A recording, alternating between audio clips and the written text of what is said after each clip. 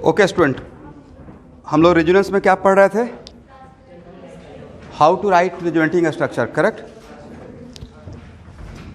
तो हम लोग पाई बॉन्ड से पाई बॉन्ड का देख रहे थे। उसमें दो केस हम लोग डील कर चुके हैं। कौन कौन सा? होमोएटॉमिक पाई बॉन्ड का होमोएटॉमिक, और एक होमोएटॉमिक का हेटेरोएटॉमिक। तो होमोएटॉमिक पाई बॉन्ड का होमोएटॉमिक के साथ रेजोनेंस होगा तो flow of electron only one side या फ्रॉम बोथ साइड? यहां से यहां भी होगा और यहां से यहां भी होगा। लेकिन हेटेरोएटॉमिक में who will decide the direction of flow of electron? Homoatomic या हेटेरोएटॉमिक? बोलिए हेटेरोएटॉमिक, क्योंकि होमोएटॉमिक दोनों तरफ ओपन हो सकता है, बट हेटेरोएटॉमिक का कांस्टेंट कंडीशन है कि इन रेजोनेंस में in general heteroatomic pi bond always open towards more electronegative. इसका मतलब है कि वो पुल करेगा और यहां से इलेक्ट्रॉन का फ्लो होगा। मतलब इंजन का काम कौन करेगा? हेटेरोएटॉमिक पाई बॉन्ड। वही डिसाइड कर रहा है ना, वही डायरेक्शन दे रहा है, राइट? चलिए, अब इसमें फर्स्ट केस में हम लोग ए, बी और सी देख रहे थे। अब लिखिए, if heteroatomic pi bond conjugated with, if heteroatomic pi bond conjugated with heteroatomic pi bond,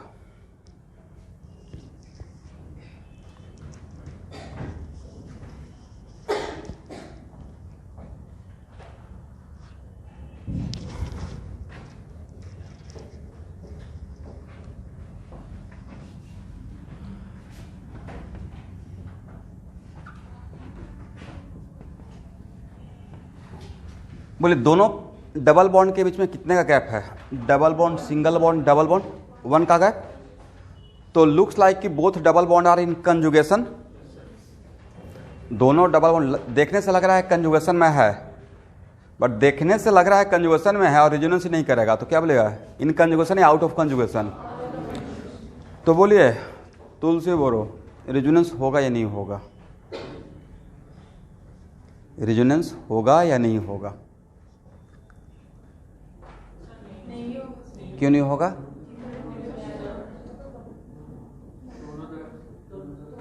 very good.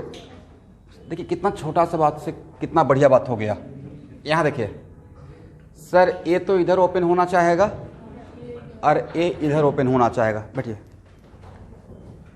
तो सर रेजोनेंस में तो ए अलाउड है ही नहीं, right?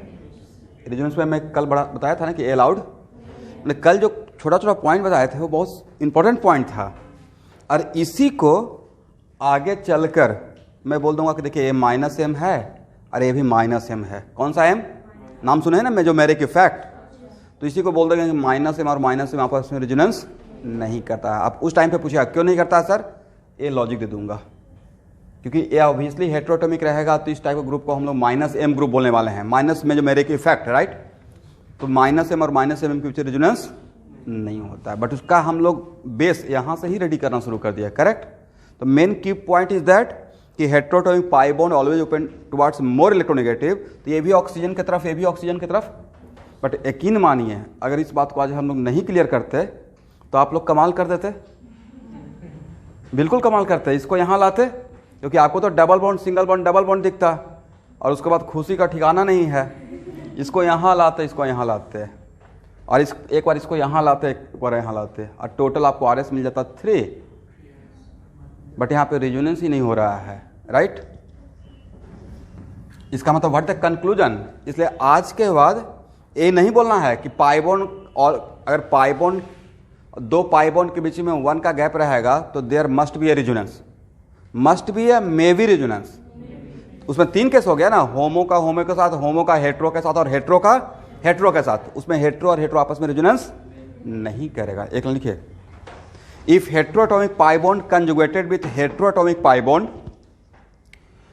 If heteroatomic pi bond, online student चल लाइन पे बने हुए हैं ना? चलिए सबको गुड मॉर्निंग। आप लोग भूल गए हैं लगता है। If heteroatomic pi bond conjugated with heteroatomic pi bond, then there is no resonance.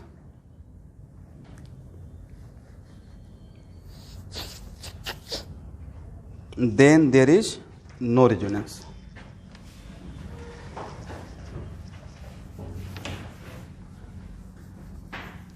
तो फर्स्ट केस हम लोग डील कर लिए पाई बॉन्ड का पाई बॉन्ड के साथ. अब नेक्स्ट लिखिए, if lone pair conjugated with pi bond, if lone pair conjugated with pi bond,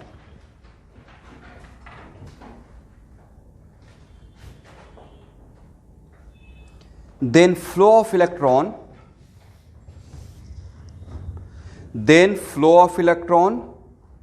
from lone pair to pi bond,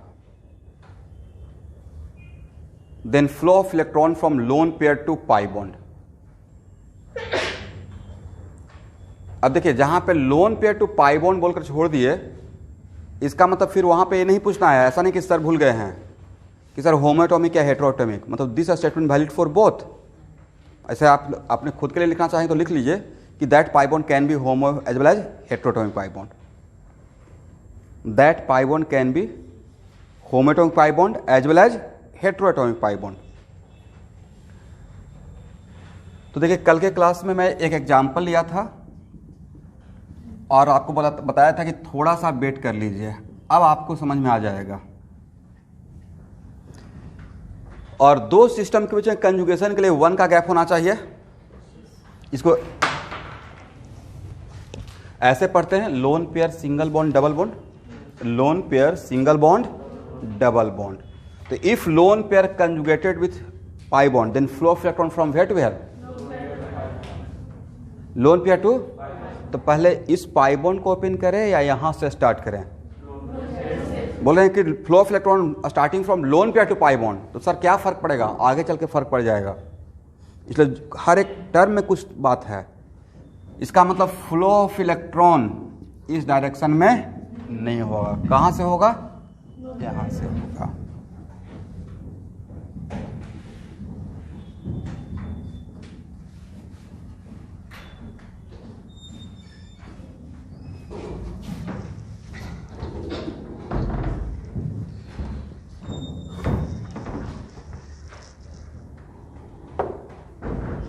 कभी मौका मिलने से आप लोग को भी मैं टी पार्टी दूंगा. यहां देखिए, तो यहां पे ए आएगा, तो यहां से यहां पे, तो किसको लॉस किसको प्रॉफिट? तो सर नाइट्रोजन को लॉस और कार्बन को profit. How many R S? 2 RS. अब बार बार यहाँ पे नहीं बताएंगे, देखिए किस पे पॉजिटिव आएगा किसको निगेटिव आएगा. अब कल के क्लास के बाद इतना आपको आइडिया हो गया कि किस एटम को प्रॉफिट हो रहा है, किस एटम को लॉस हो रहा है. चलिए, तो इसका रेजोनेंस ए हो गया मेरा RS फर्स्ट और ये हो गया मेरा RS सेकेंड. और इसका resonance hybrid. How to write resonance hybrid? Sir जो रेजोनेंस के लिए रिस्पॉन्सिबल रहेगा उसको छोड़कर स्केलेटन लिख देना है. तो which systems are responsible for the resonance? Lone pair and pi bond. तो उसको छोड़कर यहां पे डेल प्लस और यहां पे del minus. This is your resonance hybrid.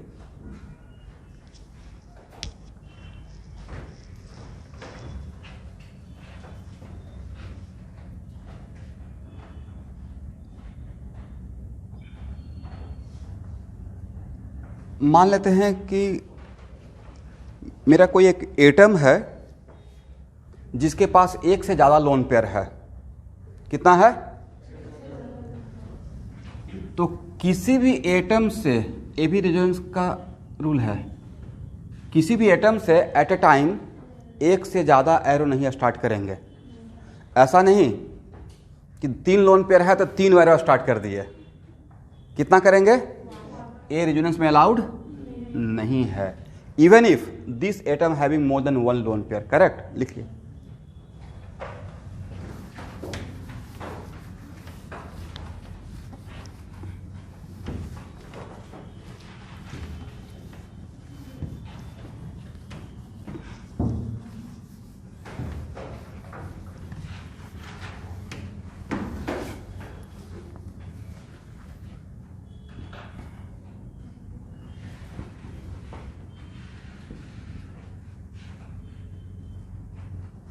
चलिए स्टूडेंट यहाँ देखिएगा, ऑक्सीजन का हाइब्रिडाइजेशन बताइए। फर्स्ट, जब स्ट्रक्चर दिया हुआ है तब तो हम लोग हाइब्रिडाइजेशन बता सकते हैं just by counting what, coordination number and lone pair. What the coordination number of oxygen. सब लोग रिप्लाई नहीं, सब लोग रिप्लाई मत कीजिएगा, डिस्टर्ब हो जाएंगे लोग, बट थोड़ा सा आप माइल पे में रिप्लाई कर सकते हैं। तो how many number of lone pair in on oxygen, 2, coordination number 2 रहेगा, राइट। तो स्टेरिक नंबर कितना हो गया, स्टेरिक नंबर 4, वेरी गुड। तो इसका हाइब्रिडेशन क्या रहेगा, this 2 lone pair present in which orbital. तो this 2 lone pair present in sp3 orbital. Out of 4 2 sp3 orbital में रहेगा, एग्री। अब बोलिए, या ऑक्सीजन के पास 2 लोन पेयर है, ऑनलाइन स्टूडेंट, ऑक्सीजन के पास 2 लोन पेयर है, तो दोनों lone pair at a time resonance में जाएगा या उसका one of the lone pair, one of the lone pair, right.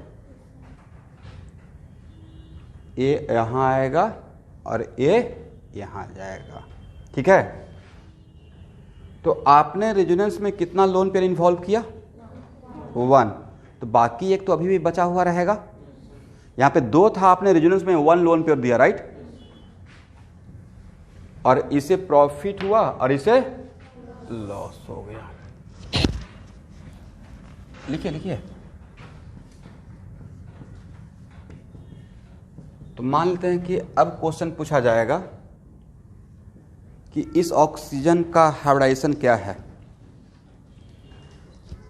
तो अभी भी आप कोऑर्डिनेशन नंबर 2 लोन पेयर, देखिए अब कितना बढ़िया हो जाता है। यहाँ से आप चल रहे हैं, राइट, 2 लोन पेयर था, एक तो इन्वॉल्व हो गया रेजोनेंस में, पाई बॉन्ड बनाया, बाकी 1 लोन पेयर तो बचा हुआ है। तो लोन पेयर बहुत, मतलब हर एक एग्जाम्पल में हम लोग अपने आप को रिवीजन करते रहेंगे। होता ना कि चलिए एक बार पढ़ लिया तो छोड़ देते हैं।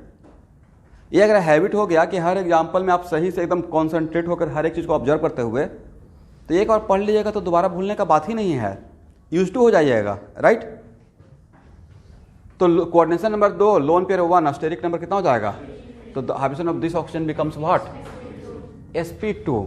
तो अब यहाँ पे पूछा जाएगा कि इस RS में, ये हो गया मेरा RS सेकेंड, ये हो गया मेरा RS फर्स्ट, तो RS सेकेंड में lone pair present in which orbital, sp2, और RS फर्स्ट में lone pair present, lone pairs are present in sp3, correct. तो ऐसा क्वेश्चन बिल्कुल आएगा क्वेश्चन, बट अगर ऐसा क्वेश्चन आएगा तो ये बहुत टफ है, आंसर दे सकते हैं, है कंसेप्चुअल, लेकिन जो इस तरीके से रेजोनेंस नहीं देखे हैं उनके लिए तो बहुत टफ हो जाएगा, बट हम लोग के लिए बहुत आसान काम हो गया अब। And how to draw the resonance hybrid,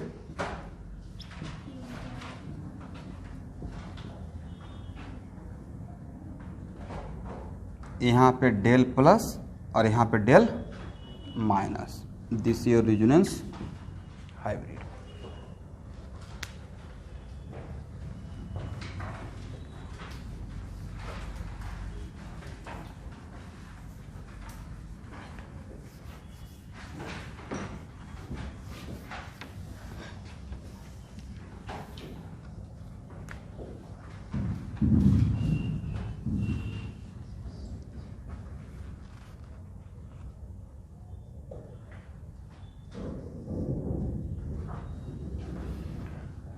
चलिए अब नेक्स्ट लिखिए, if negative charge conjugated with pi bond, if negative charge conjugated with pi bond,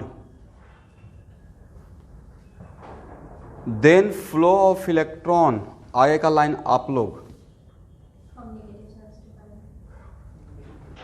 तो निगेटिव चार्ज बोल रहे हैं मतलब लोन पेयर बोल रहे हैं, 1 निगेटिव चार्ज का मतलब 1 पेयर ऑफ इलेक्ट्रॉन, राइट। तो लिखिए then flow of electron, then flow of electron from negative charge to pi bond.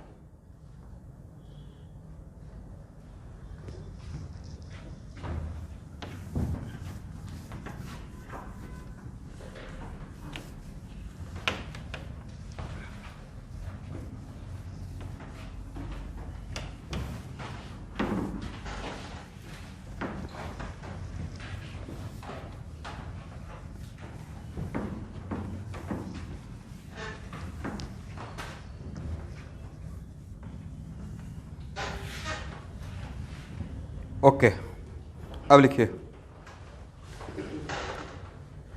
If positive charge conjugated with pi bond,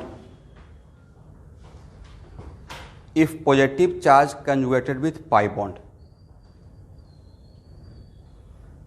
then flow of electron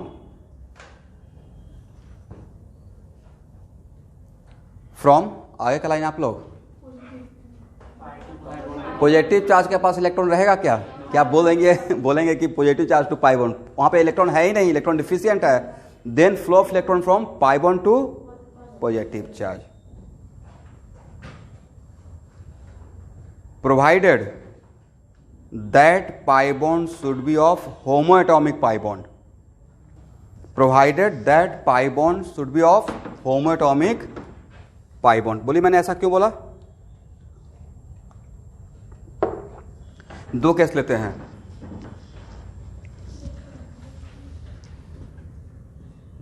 यहां देखिए,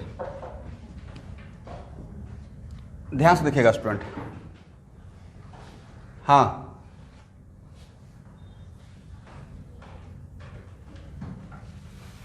conjugation का मतलब अभी आप मोटा मोटी यही जानिए कि जो सिस्टम आपस में रेजोनेंस करता है उसके बीच में 1 का गैप, कितने का गैप? 1 का गैप. क्या नाम है आपका? हाँ, चिन्मय दास. कल का क्लास किए थे? तब तो कोई नहीं बचा पाएगा, मैं भी नहीं बचा पाऊंगा. बस वीडियो का लेक्चर देख लीजिएगा. वीडियो में कभी कभी ऐसा होता है कि साउंड गायब हो जाता है. आप लोग वीडियो में नहीं हुआ है, बट मैं बार बार रिक्वेस्ट किया हूं कि फिजिकल केमिस्ट्री का एक आध दिन अगर छुट्टी लेना रहेगा तो आप रेस्ट कर सकते हैं. बस ऑर्गेनिक में रेजोनेंस तक रेस्ट मत कीजिएगा. ये पूरे ऑर्गेनिक का बेस है रेजोनेंस, यकीन मानिए. और बार बार पहले से होता ना कि एक माहौल बना के रखना, तो ये जानबूझ के नहीं करता हूं. एक्चुअली रेजोनेंस अगर आप समझ गए तो ऑर्गेनिक केमिस्ट्री में हर एक चैप्टर बहुत स्मार्टली समझा दूंगा. मतलब फिर 12 क्वेश्चन आपके एकदम पास रखा हुआ है. नीट का क्वेश्चन बच्चा टाइप क्वेश्चन रहता है, तो 12 क्वेश्चन में 11 क्वेश्चन का तो मैं गारंटी लेके भेजूंगा. लेकिन रेजोनेंस गायब हो गया तो मैं एक भी क्वेश्चन का गारंटी, एक्सेप्ट नॉमेनक्लेचर, बाकी किसी का गारंटी नहीं लूंगा. और आइसोमेरिज्म में स्ट्रक्चरल तक का, क्योंकि हर जगह तो यही आता है. हाइपर कंजन भी समझाते रहेंगे तो वहां पर रेजोनेंस आ जाएगा. इंडक्टिव इफेक्ट भी समझाते रहेंगे, रेजोनेंस आ जाएगा. कार्बोकैटायन भी समझाते रहेंगे, रेजोनेंस आ जाएगा. लास्ट पॉलीमर भी समझाते रहेंगे, आइसोप्रीन रूल, रेजोनेंस आ जाएगा. इसलिए कहीं तो आप बच के निकल ही नहीं सकते हैं. बोलते समझाते रहेंगे कि देखिए प्रोटीन में पेप्टाइड बॉन्ड होता है, डाइपेप्टाइड, ट्राइपेप्टाइड, क्यों पेप्टाइड बॉन्ड आ रहा स्ट्रॉन्गर, वहां भी बोलेंगे रेजोनेंस. तो क्या कीजिएगा? राइट है ना ऐसा सिचुएशन. इसलिए प्लीज मत मिस कीजिए. लेकिन कल का क्लास मिस हो गया है तो कल मैं सारा बात वहां पे बताया हूं, और रेजोनेंस का वीडियो मैं आपको भेज दूंगा. तो आज का क्लास, पहले कल का क्लास लिख लीजिएगा, उसके बाद इसको फॉलो कीजिएगा. एनीवे, बोलिए तो सबसे पहले यहां देखते हैं. मैंने बताया कि if pi bond conjugated with positive charge then flow of electron from pi bond to positive charge. But वहां पे साथ में एक लाइन और लिखवा दी है, but that pi bond should be of, क्योंकि इसमें तो ऐसा काम करेंगे नहीं. बोलिए क्यों? क्योंकि हेटेरोएटॉमिक पाई बॉन्ड किस तरफ ओपन होता है? लेस इलेक्ट्रोनेगेटिव तरफ या मोर इलेक्ट्रोनेगेटिव? ऐसा अलाउड है? नहीं है. इसी को आगे चल के क्या बोलेंगे? इसी को मैं आगे चलकर बोलूंगा कि देखिए ए पार्ट भी -m ग्रुप है और ए पार्ट भी वेरी स्ट्रॉन्ग -m ग्रुप है. अब -m और -m के बीच में रेजोनेंस नहीं होता है. करेक्ट? समझ में आ गया? बट अभी उसको हम लोग दूसरे लैंग्वेज में बोल रहे हैं, दूसरे तरीके से हम समझा रहे हैं कि देखिए ए पाई बॉन्ड इस तरफ ओपन नहीं हो सकता था. इसका मतलब आज के बाद बोलना है कि पॉजिटिव चार्ज पाई बॉन्ड के साथ रेजोनेंस करेगा, बट वो पाई बॉन्ड किसका होना चाहिए? हेटेरोटॉमिक का या होमोएटॉमिक का? होमोएटॉमिक का. Very good. यहां पे होगा या नहीं होगा? होगा. अब फ्लो ऑफ इलेक्ट्रॉन,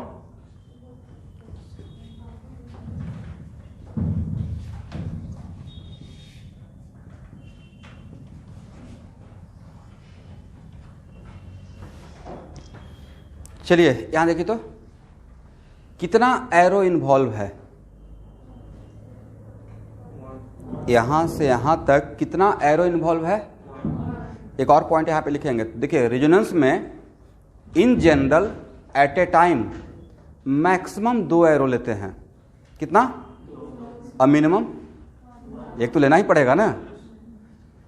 तो एक्चुअली में 2 एरो, मैक्सिमम कितना एरो? 2 एरो या मिनिमम 1 एरो, वो ज़्यादा इंपॉर्टेंट नहीं है, इंपॉर्टेंट है सिस्टम। जैसे मैं बोलता हूँ ना कि देखिए मेरा माइंडसेट और आपका माइंडसेट मैच कर रहा है, मतलब रिजोनेंस कर रहा है, राइट। एक वेव, जैसे बोला जाता है कि मिलिट्री वालों को अगर ब्रिज से, किसी भी ओवर ब्रिज से पास करते हैं तो उनको बोला जाता है कि अपना तालमेल को ब्रेक कर लें, एक ऑर्डर में नहीं आए, क्योंकि एक ऑर्डर में जाएंगे तो हो सकता है कि उनका वेव और वो ब्रिज का वेव आपस में मैच कर जाए, तो जानते हैं कि ज़्यादा एम्पलीट्यूड से ऑसिलेशन होना शुरू हो जाएगा। ये सब बचपन का बहुत कॉमन क्वेश्चन है, राइट। और तो कंस्ट्रक्टिव इंटरफेरेंस हो जाएगा, एम्पलीट्यूड ज़्यादा होगा तो ब्रेक होने का चांस रहेगा। अब एक जवान के जाने से नहीं ऐसा होगा, जहाँ हज़ारों हज़ार जवान एकदम एक बार पैर उठा रहा है, एक बार रख रहा है, एक बार पैर उठा रहा है, तो एक ऑर्डर हो गया ना, मेंटेन हो गया, तो उनको बोलते हैं कि अपना ऑर्डर को ब्रेक कर ले जाने के टाइम पे। तो रिजोनेंस का मतलब क्या हुआ कि किसी दो के बीच में कुछ हो रहा है, राइट, और सेम मेंटलिटी के साथ। तो वैसे ही यहाँ पे मेरा इंपॉर्टेंट पॉइंट है कि रिजोनेंस 2 सिस्टम के बीच में होता है, और 2 सिस्टम के बीच में होने के लिए मैक्सिमम 2 एरो या 1 एरो। तो यहाँ पे there is a resonance between what? Positive charge and pi bond. तो मेरा सिस्टम क्या है बोलिए? मेरा सिस्टम है पॉजिटिव चार्ज और पाई बॉन्ड। समझ में आ गया? रिजोनेंस किस एट ए टाइम कितना के बीच में होता है बोलिए? 2 सिस्टम के बीच में। और वो 2 सिस्टम के बीच में होने के लिए या तो 2 एरो हो सकता है मैक्सिमम, नहीं तो 1 एरो हो सकता है। तो इसको ए राइट टाइम नहीं है, मैं लिखवा दूंगा, ठीक है। इसलिए समटाइम्स लग सकता है सर आपने तो यहाँ पे एक ही एरो दिया, मैंने 1 एरो दिया, बट मैंने 2 सिस्टम के बीच में काम कर रहा हूँ, राइट। तो यहाँ से पहले से एक कितना इलेक्ट्रॉन डिफिशियंट है? 1 इलेक्ट्रॉन डिफिशियंट है। इस एरो से इस कार्बन को कितने इलेक्ट्रॉन का प्रॉफिट होगा? 1। तो इस पे चार्ज 0 हो जाएगा। यहाँ पे बोलिए इस कार्बन को 1 कार्बन का लॉस। तो हम लोग को ऐसा लगता है कि एक पॉजिटिव चार्ज यहाँ चला गया, एक पॉजिटिव चार्ज यहाँ पे उठकर नहीं गया है, यहाँ पे डेवलप हो गया है और इसका खत्म हो गया, राइट।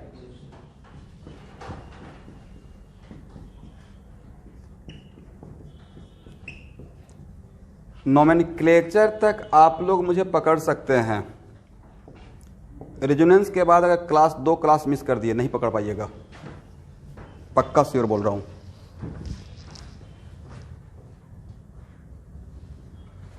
फिजिकल केमिस्ट्री में भी पकड़ पाएंगे क्योंकि आपके पास उतना मोटा मोटी आइडिया है।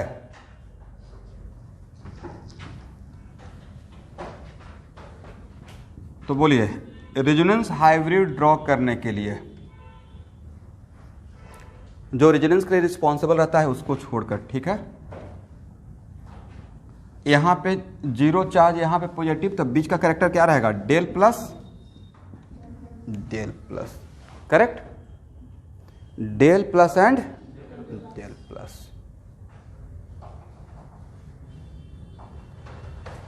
अब यहां पे नोट कीजिए,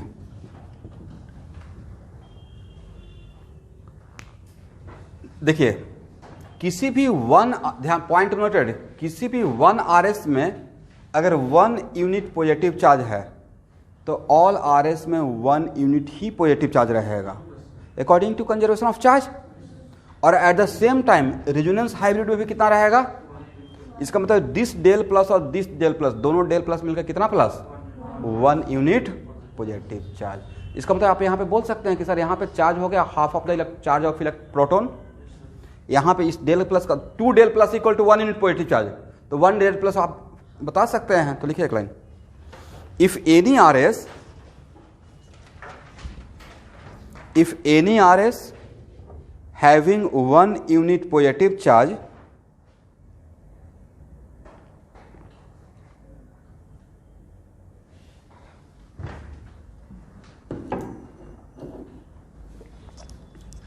then all RS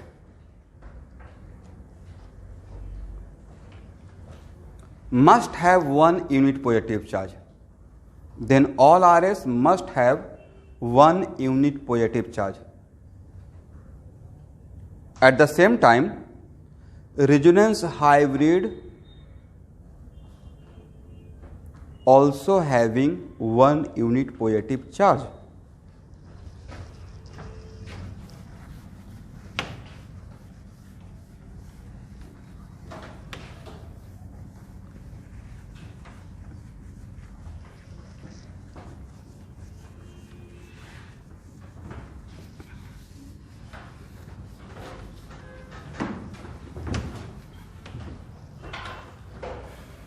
हो गया?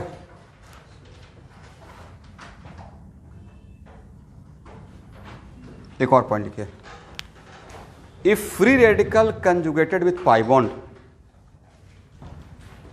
If free radical conjugated with pi bond, then flow of electron from free radical to pi bond.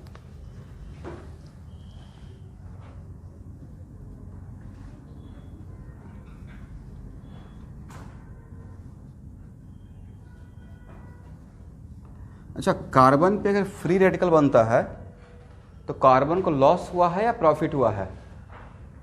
Carbon पे अगर कार्बन को अगर का फ्री रेडिकल बनता है तो कार्बन को लॉस हुआ है या प्रॉफिट हुआ है? मैं नहीं बोला कि कार्बन इलेक्ट्रॉन डिफिशिएंट है, रिच है, मतलब कुछ भी नहीं हुआ। ऐसा क्यों? ऐसे सोचिए कि मान लेते हैं कि मेरे पास मीथेन है, राइट? यहाँ पे 2 इलेक्ट्रॉन, यहाँ भी 2 इलेक्ट्रॉन, यहाँ भी 2 इलेक्ट्रॉन, यहाँ भी 2 इलेक्ट्रॉन। कार्बन ने कितना दिया था? 4। अब यहाँ पे ऐसा ब्रेकेज हो गया, equal division, homolytic dissociation. Hydrogen अपना इलेक्ट्रॉन लेके चला गया, कार्बन अपना रख लिया, तो क्या कार्बन को लॉस हुआ? इसका मतलब दैट्स वाई फ्री रेडिकल पे हम लोग ना ही पॉजिटिव दिखाते हैं ना ही निगेटिव दिखाते हैं, करेक्ट? तो ये सिचुएशन है। तो अब बताइए, कार्बन के चारों तरफ कितना इलेक्ट्रॉन? 7। कितना इलेक्ट्रॉन? 2, 2, 4, 2, 6 एक साथ। तो एक फ्री रेडिकल जनरली क्या होता है कि कार्बन पे इलेक्ट्रॉन देखिएगा तो आपको लगेगा कि सारे इलेक्ट्रॉन रिच है, but free radicals are what? Electron rich या इलेक्ट्रॉन डिफिशिएंट? बोले इलेक्ट्रॉन डिफिशिएंट। ऑक्टेट फुलफिल हुआ है? ऑक्टेट फुलफिल नहीं है। तो पहले तो एक लाइन लिख लीजिए, free radicals are electron deficient.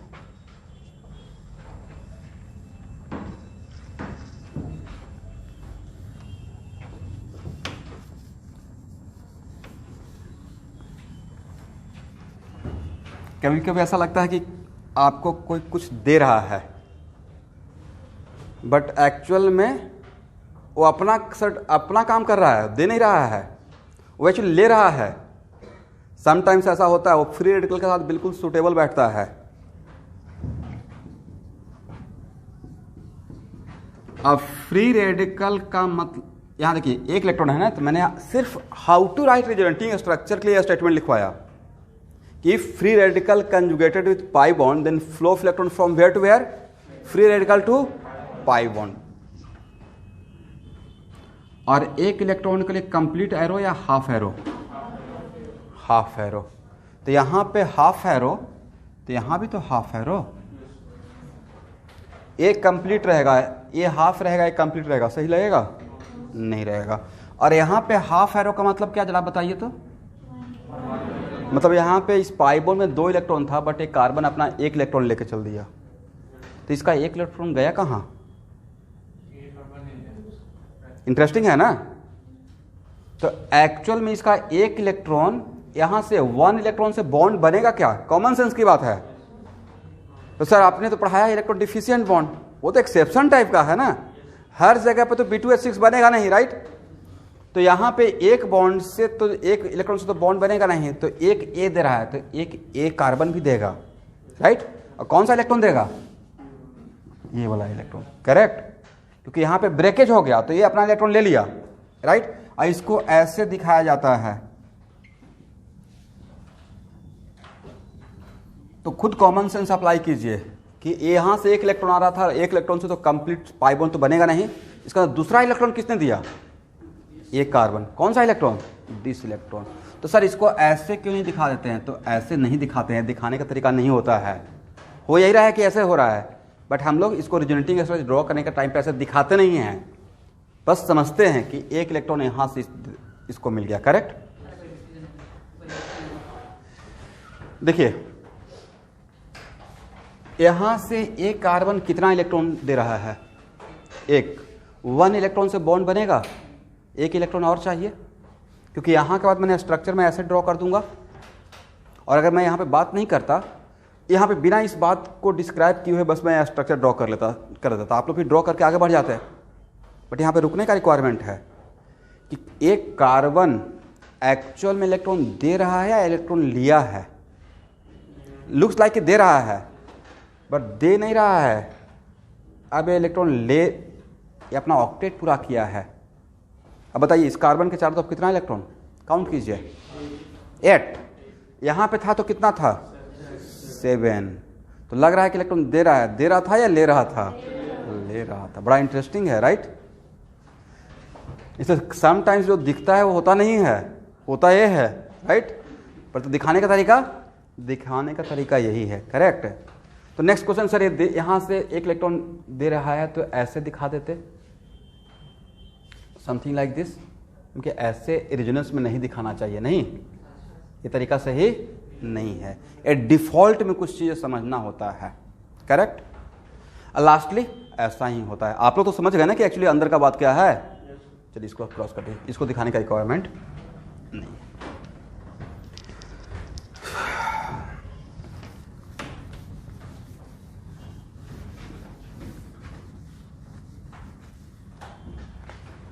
चलिए तो इसका रेजोनेंस हाइब्रिड क्या होगा?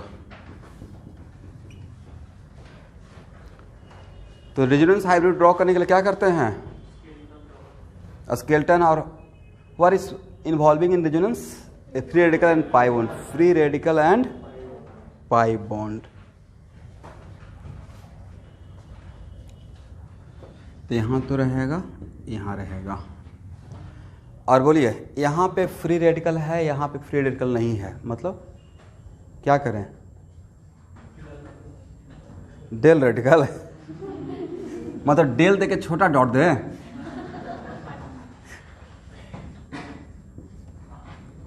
Half electron. अब ये मत बोलिएगा कि सर इलेक्ट्रॉन को तो डिवाइड कर नहीं सकते हैं। अभी बोलना है तो मैं आपकी रेफरेंस मेरे पास यहाँ पर रखा हुआ है सोलोमन्स, उसमें दिखा दूंगा। ऐसे ही दिखाया हुआ है जो कि एमएससी में चल, ऐसे लिखिएगा।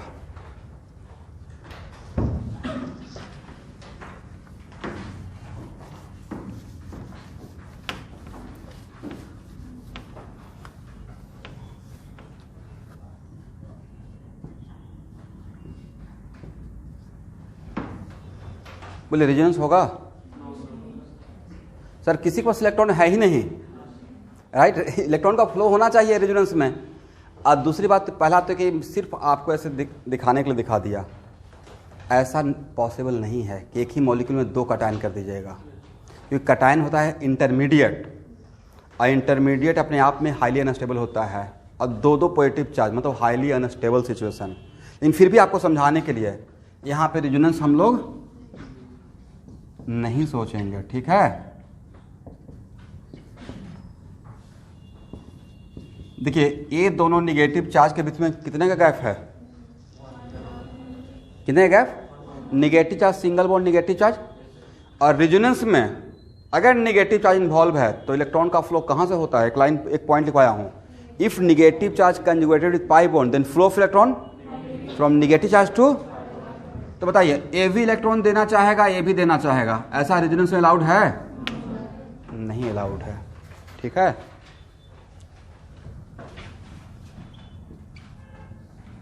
बोलिए ये होगा?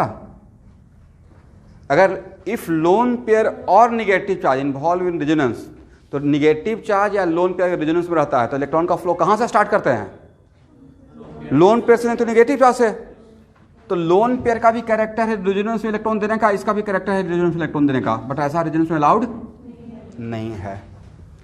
और इसी को आसान भाषा में मेजोमेरिक इफेक्ट में मैं बोलूंगा कि प्लस एम और प्लस एम, इस ग्रुप को क्या बोल देंगे? Plus M. नाम तो सुने होंगे, प्लस एम, और इसका भी नाम क्या दे देंगे? Plus M. और 2 प्लस एम के बीच में रेजोनेंस नहीं होता है।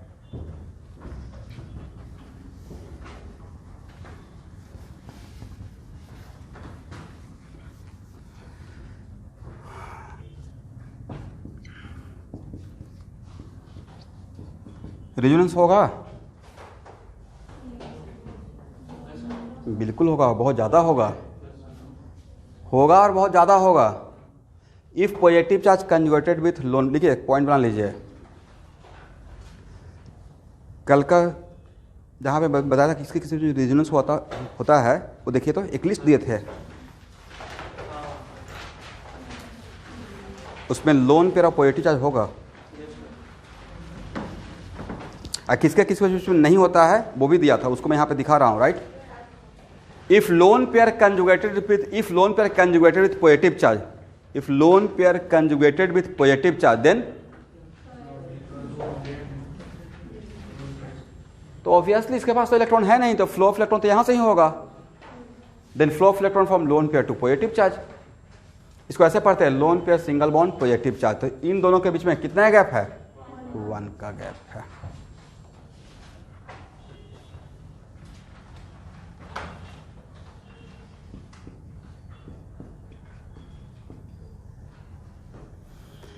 तो जितना भी पॉइंट मैं आपको पढ़ाया हूं उसको एक बार रिवीजन कीजिए।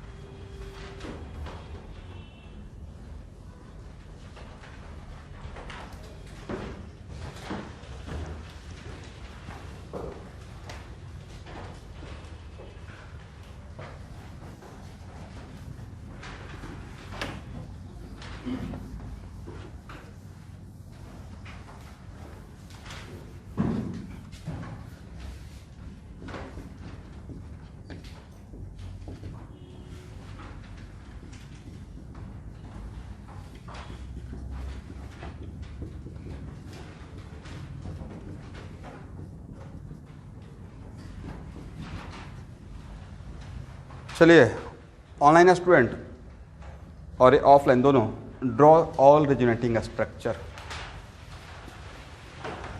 और मैं चेक करूंगा। Draw all resonating structure.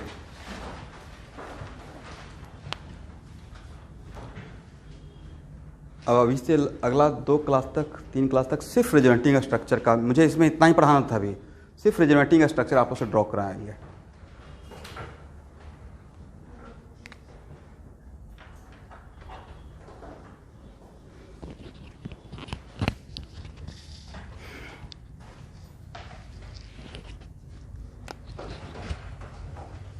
CH2 double bond CH, CH double bond CH, CH double bond CH2, right. इसमें इसका जितना भी रेजोनेटिंग स्ट्रक्चर है, draw all resonating structure and all, draw all resonating structure को रेजोनेटिंग स्ट्रक्चर आप draw कीजिए।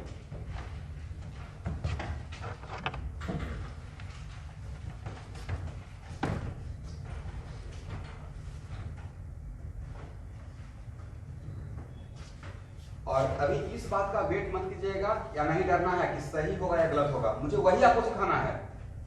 कम से कम pen चलाइए, गलत होगा कोई बात नहीं है।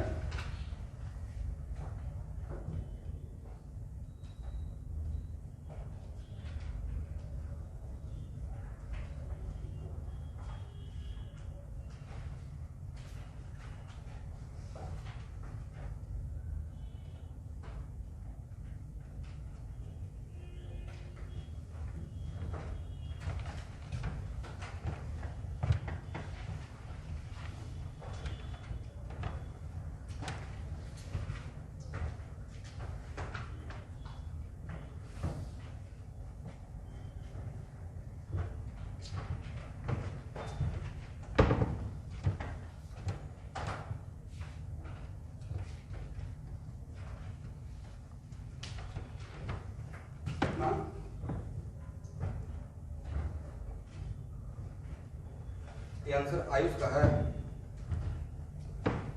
पूरा क्लास करते रहिएगा, जहां से आप ज्वाइन थे वहां तक। अब इस क्लास को छोड़ना नहीं है।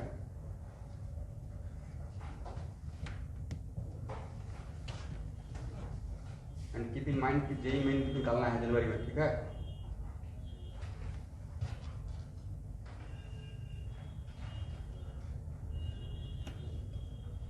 हाँ मैं क्वेश्चन आपका देखा हूँ, लेकिन एक्चुअली लगातार में टेस्ट बना दिया गया है इसका।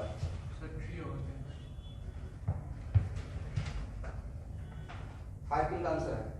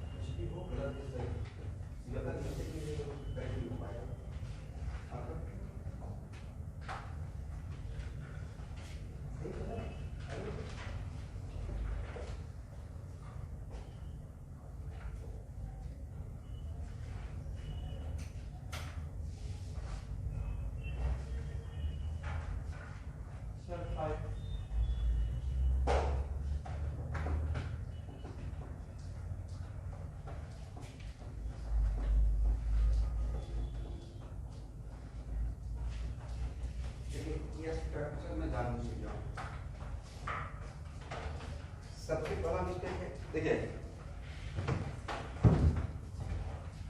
आप में से कुछ कौन कौन सा स्टूडेंट ये काम किए हैं, ये है पक्का, राइट। तो एक चीज तो आप यहाँ पे सीखेंगे, इसका रीजन प्रॉपर लॉजिक के साथ मैं दूंगा जब मैं पढ़ाऊंगा how to compare stability of resonating structure. इसका आंसर यहाँ पर नहीं दूंगा, यहाँ पर सिर्फ इसका कॉन्सेप्ट बता दूंगा। इसका मतलब एक मिनट कहने का सेंस यह है कि अगर 10 डबल बॉन्ड रहता कंजुगेशन में तो एक ही बार 10 एरो यूज कर लेते, और यहाँ से 5 बार तक रहता double bond single bond double bond single bond, तो कहानी खत्म एक ही बार में, राइट। तो जो भी किए हैं नहीं होता है। पहला पॉइंट सीखे, बोले क्यों? रेजोनेंस में in general at a time कितना एरो? 2 एरो चलता है, 3 एरो नहीं चलता। पहला पॉइंट ऐसे सीखे, मैं लिखवा दूंगा। लेकिन सर अब इसमें क्वेश्चन की क्यों, तो क्यों का आंसर मैं पढ़ाऊंगा how to compare resonative structure, वहां पे इसको दोबारा लेकर आऊंगा, करेक्ट। देखिए in resonance at a time maximum 2 arrow,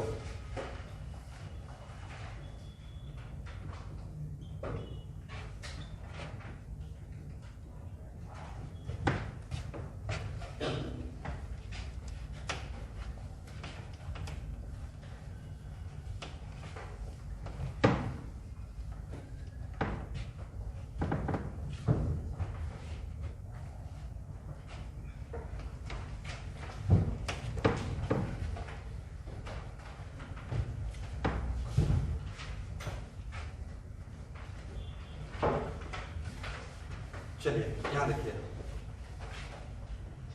तो अब यहाँ पे इलेक्ट्रॉन का पहले तो आपको चेक करना है ना, ठीक है। रेजोनेटिव स्ट्रक्चर ड्रॉ करने से पहले कीप इन माइंड कि करना क्या है आपको, ऐसा नहीं कि बस ड्रॉ कर देना है। यहाँ देखना है कि रेजोनेंस हो रहा था किसके बीच में हो रहा है, पहले तो ये चेक किया ना रेजोनेंस हो रहा था किसके बीच में हो रहा है, रेजोनेंस हो रहा था किसके बीच में हो रहा है, and direction of flow of electron. तो यहाँ पे all are homoatomic pi bond, right.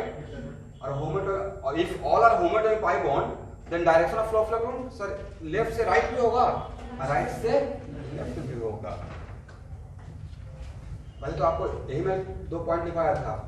For write down the resonating structure we have 2 points have to be evaluated, first direction of flow of electron and second which atoms are participating in resonance, right. मतलब किस किस atom का क्या participate कर रहा है। Next question, ए और A आपस में रेजोनेंस में कंजुगेशन, यहां ध्यान सुनिएगा चिन्ह में 10 कंजुगेशन का मतलब होता है 1 का गैप। तो ए डबल बॉन्ड और ए डबल बॉन्ड कंजुगेशन में है या नहीं है, double bond single bond double bond, A और ए आपस में कंजुगेशन में है या नहीं है, first pi bond and last pi bond, conjugation में है।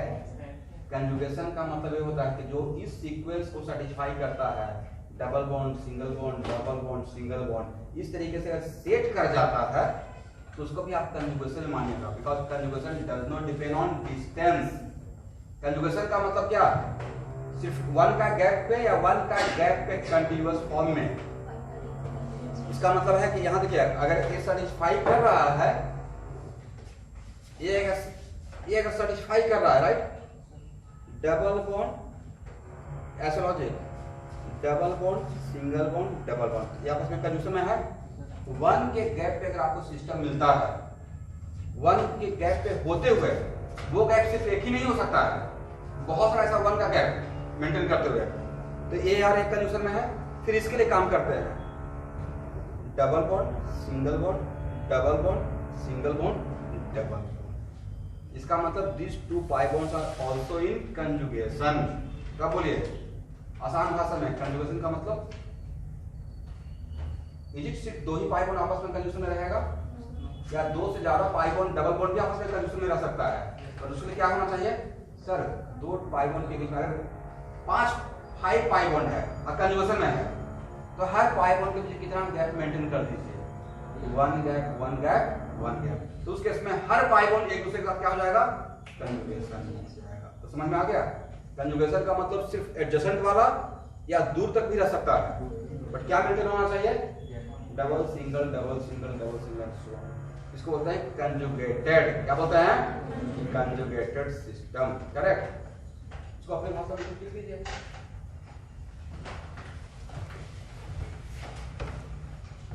ये भी एक मिसकॉन्सेप्शन है। कंजुगेशन का मतलब जिसमें अगर मैं बता दिया वन का गैप, मैं वहां पे अभी तक मैं दो ही डबल बॉन्ड ले रहा था, जैसे ऐसा बोला था। अगर दो से ज्यादा रहेगा तब कंजुगेशन का मतलब if all double bonds are present at one gap and one gap, right. इसका मतलब ये हुआ स्टूडेंट, ए और ए क्या बोलेंगे sir, both are conjugated, right. अब कोई पूछेगा what about this and this, sir both are also conjugated, both are also conjugated.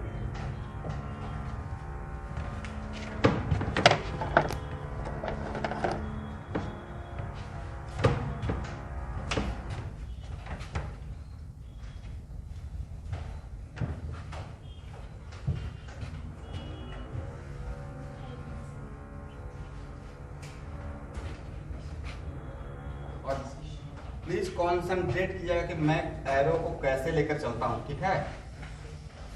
यहां देखिए, मैंने फर्स्ट एरो को कहां लेके चला, और एट टाइम मैक्सिमम कितना एरो, दो एरो, टू एरो के बाद थोड़ा विराम लेना है, विश्राम करना है, रुकना है, ठीक है। अब इसको यहां अगर भेज देंगे तो इसको यहाँ पे ओपन होना ही पड़ेगा, नहीं तो ये पेंटावेंट हो जाएगा। इसका मतलब यहाँ पे ए पाई बॉन्ड यहाँ, तो ए पाई बॉन्ड कहाँ, यहाँ या इस कार्बन पे, तो किसको प्रॉफिट किसको लॉस, इस कार्बन को प्रॉफिट इस कार्बन को लॉस।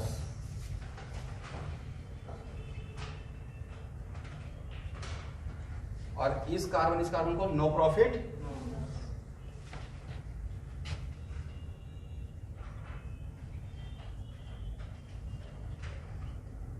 और पॉइंट टू बी नोटेड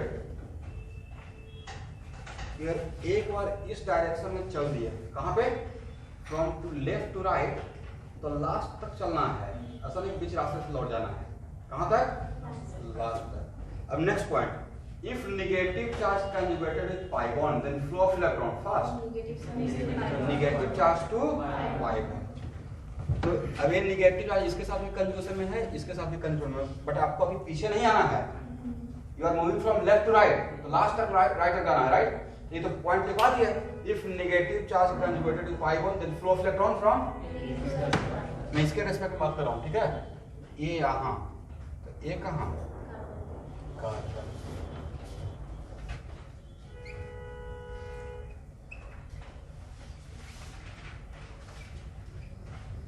आप लोग का बिल्कुल लर्निंग प्रोसेस है,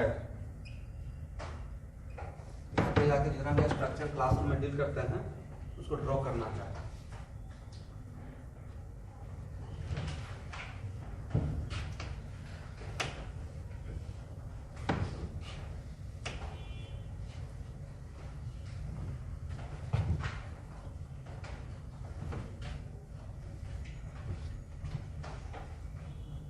चलिए, अभी हम लोग का काम खत्म नहीं हुआ है, बोलिए क्यों सर? अभी आप तो ओनली वन डायरेक्शन में लिए, राइट?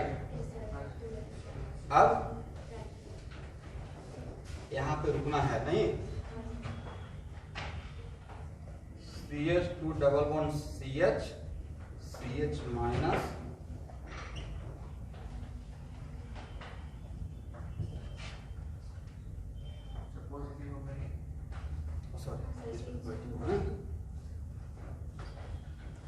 अब समझ में आ गया आयुष सिंह?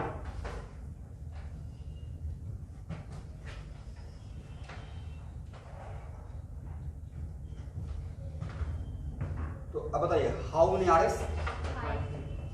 इसका नाम फर्स्ट, तो ये भी रहेगा फर्स्ट, ये हो गया सेकंड, ये हो गया थर्ड, ये हो गया फोर्थ, ये हो गया फिफ्थ।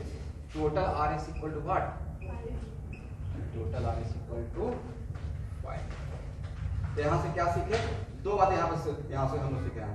पहला पॉइंट तो यह है कि सिर्फ दो ही डबल बॉन्ड आपस में कंडीशन में नहीं होता है, और जस्ट एडजेसेंट बना ही कंडीशन में नहीं होता है, राइट? मतलब बहुत सारा डबल बॉन्ड एक दूसरे के साथ कंडीशन हो सकता है, प्रोवाइडेड किस सीक्वेंस को मेंटेन करे। Double bond, single bond, double bond, single bond and so on. दूसरा, एट ए टाइम मैक्सिमम कितना एरो लेके होता है? तो मैक्सिमम 2 एरो। यहाँ पे हम लोग फर्स्ट केस में क्या कहते हैं, एक ही बार में सारा एरो। इसका मतलब मेन सेंस एरो से भी ज्यादा इंपॉर्टेंट है। एट ए टाइम दो सिस्टम के बीच में रेजोनेंस होता है। क्या होता है?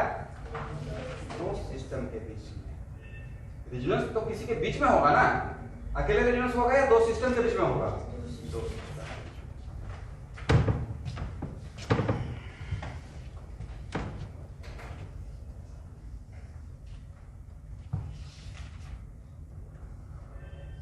हो गया?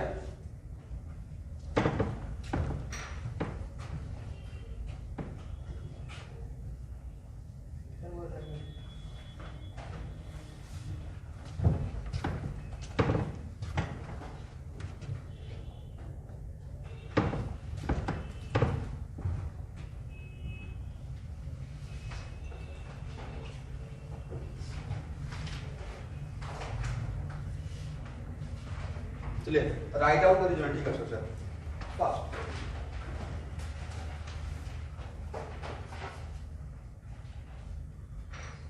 तो बढ़िया से हीट एंड क्लीन कीजिएगा।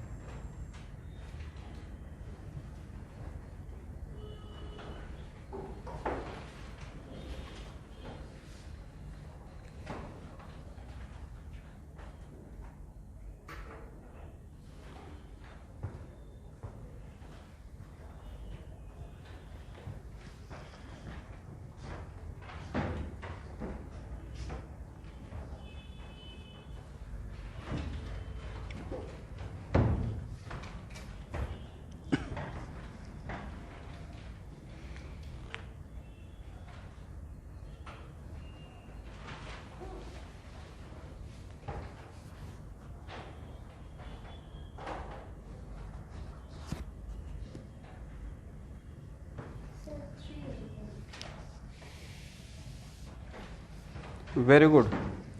यहाँ देखिए, यहाँ पे who will decide the direction of flow of electron? Is it pi bond या लोन पेयर? Lone pair. तो direction of flow of electron तो यही रहेगा स्टूडेंट। और स्टार्ट कहाँ से करेंगे? लोन पेयर से। Very good.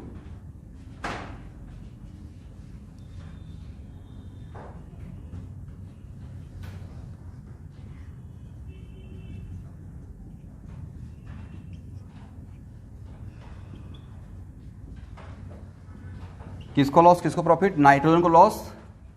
अब यहाँ देखिए, देखिए ऐसे ये निगेटिव चार्ज, सपोज कीजिए कि मैंने आपको कहीं पे भेजा किसी पर्पस के लिए या सेमिनार के लिए ही, राइट, तो आप किसको रिप्रेजेंट करें, कैटलिस्ट को। मैं नहीं गया हूँ बट आपको भेजा है, तो you are representative of what, catalyst, right.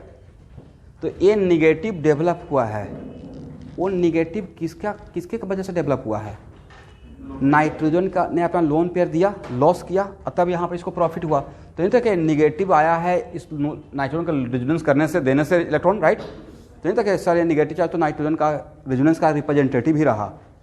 जो नाइट्रोजन ने अपने तरफ से इलेक्ट्रॉन का फ्लो किया उसका इफेक्ट है कि यहाँ पे निगेटिव आया, राइट।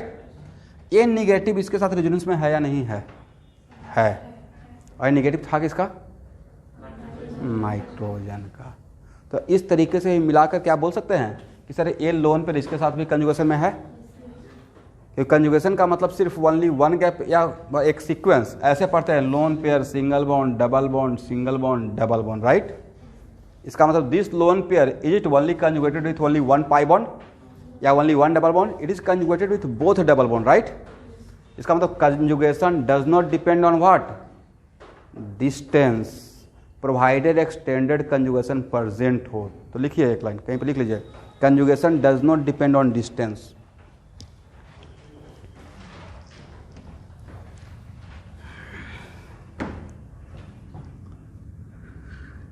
आप लोग क्या सोचे थे कि जो रेजोनेंस एनसीईआरटी में था उससे काम चल जाएगा,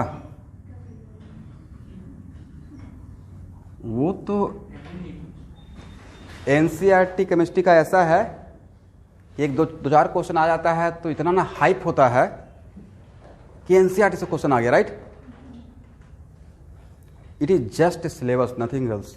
मतलब उसमें दिया हुआ है कि रेजोनेंस पढ़ना है, कहाँ से पढ़ना है आप समझ लीजिए, कहाँ से पढ़ना है आपको समझ लेना है। फ्रीडल क्राफ्ट रिएक्शन सिलेबस का पार्ट है, कहाँ से पढ़ना है आप समझिए, लेकिन पढ़ना है। और नहीं यकीन है तो पूरा 20 ईयर्स का क्वेश्चन बैंक पीछे देखिए।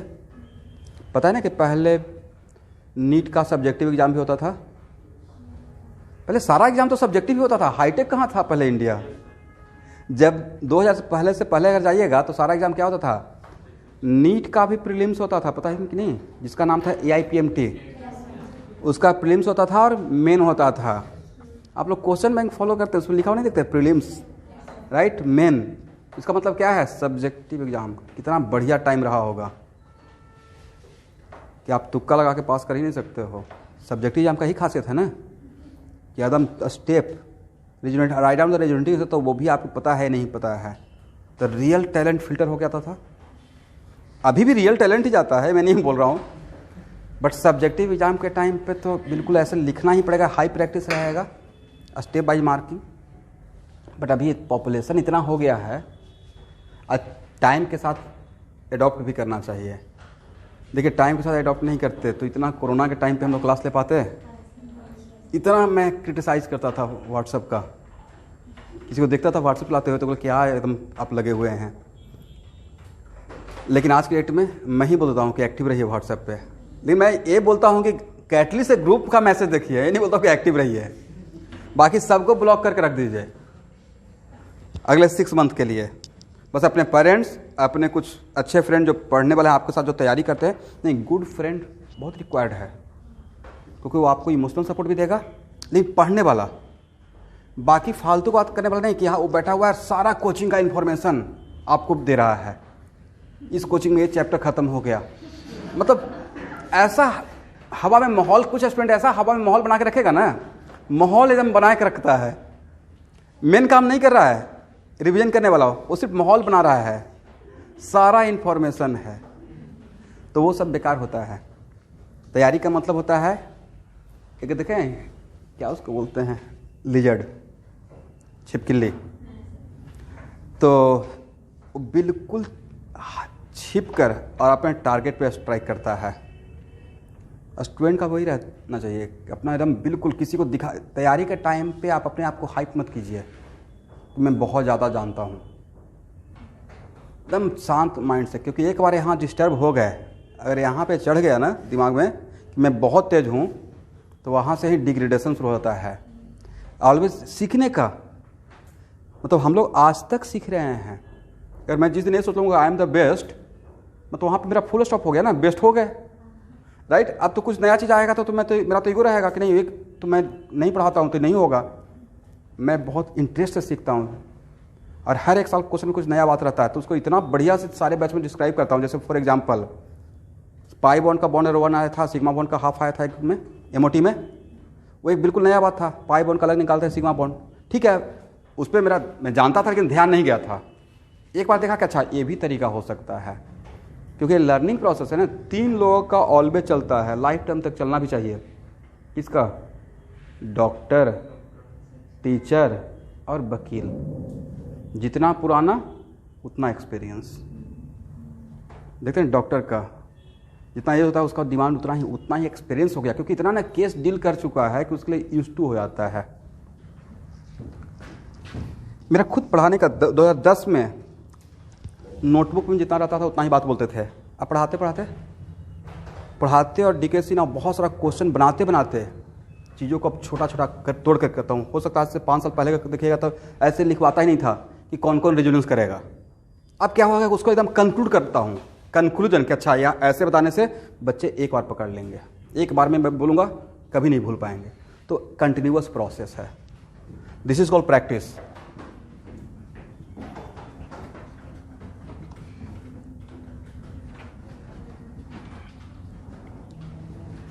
यहां देखिए, तो पॉइंट नोटेड। अब इसी क्वेश्चन में अगर ऐसा रहता 1 2 3 4, अब देखिए इससे क्वेश्चन कैसे आएगा। आपसे पूछा जाता कि ड्यू टू रेजोनेंस किस किस कार्बन पे इलेक्ट्रॉन डेंसिटी ज्यादा हो रहा है। क्या हर कार्बन पे इक्वली इलेक्ट्रॉन डेंसिटी इंक्रीज हुआ है या किसी पार्टिकुलर कार्बन पे? तो जिस कार्बन पे निगेटिव आया है उस कार्बन पे इलेक्ट्रॉन डेंसिटी ज्यादा रहेगा। तो कौन कौन से कार्बन पे निगेटिव आया है? क्या हर कार्बन पे आया है या carbon number 3 and carbon number 1 पे? 1 पे एंड 3 पे। तो एक क्वेश्चन पूछा जाएगा, ठीक है। और इसके ये पूछना भी चाहिए क्योंकि रिएक्शन में आएगा। कहाँ आएगा? रिएक्शन में आएगा। सपोज कीजिए रिएक्शन में ऐसे आएगा, इसमें कोई पॉजिटिव चार्ज पार्टिकल लेके जा रहे हैं रिएक्शन के लिए, तो वो पॉजिटिव चार्ज पार्टिकल किस कार्बन पे ज्यादा अटैक करेगा? 1 एंड, अगर जाएगा तो 1 एंड 3 पे ही जाएगा। कोई पूछा क्यों सर? वहाँ E+ searching for electron, electron density कहाँ पे ज्यादा है? 1 पे। और क्योंकि रेजोनेंस तो पढ़ रहे हैं रेजोनेंस के लिए, लेकिन रेजोनेंस इसलिए भी तो पढ़ रहे हैं कि रिएक्शन में हम लोग आसानी हो जाए।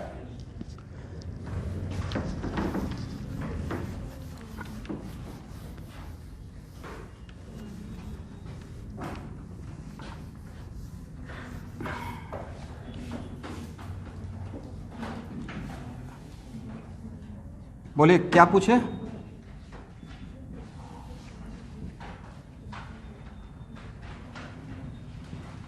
मैं दिखा रहा हूं, यहां देखिए, यहां पे सिंगल, यहां पे डबल, यहां पे डबल, यहां पे सिंगल, यहां पे राइट।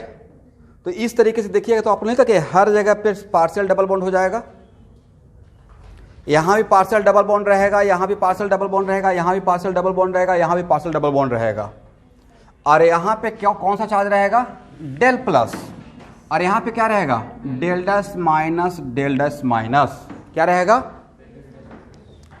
और ओवरऑल आपका मॉलिक्यूल क्या था? सर ओवरऑल मेरा मॉलिक्यूल था इलेक्ट्रिकली न्यूट्रल, तो हर स्ट्रक्चर न्यूट्रल, माइनस प्लस हर स्ट्रक्चर न्यूट्रल, राइट।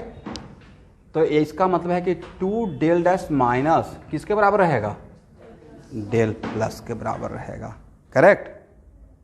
क्योंकि आपका रेजोनेंस हाइब्रिड को भी तो इलेक्ट्रिकली न्यूट्रल होना पड़ेगा।